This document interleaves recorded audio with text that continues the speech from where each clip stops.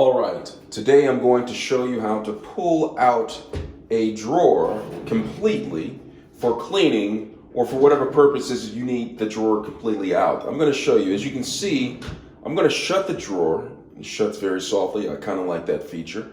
But when I pull it out, I pull it to a certain point and it stops. It will not pull out. So I'm going to show you how to pull it out as well as put it back in. All right, so let's go ahead and do this. So I'm going to go ahead and push it closed. All right, it's closed. And I'm going to pull it out. And when I pull it out all the way to the end, just like this, I'm going to raise it up like this. And when I raise it up, it kind of rolls out. And I'm able to slide it out and wiggle it a little bit. And it comes out. All right, just like that. Okay, for this one. Sometimes you have the rollers at the bottom.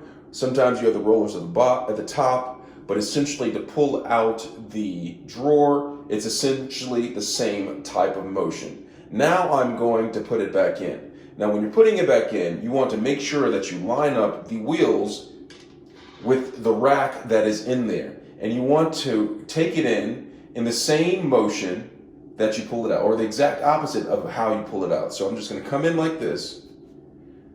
I'm going to get up to the top of it. And the wheels are going to get inside of the slots. Okay, so I'm gonna come in like this at an angle, right? And then I'm gonna push it in a little bit, and then I'm going to lower it, and it slides back in. All right, that is how you take out a drawer and put it back in. Let me know if you have any questions. Thanks a lot for watching.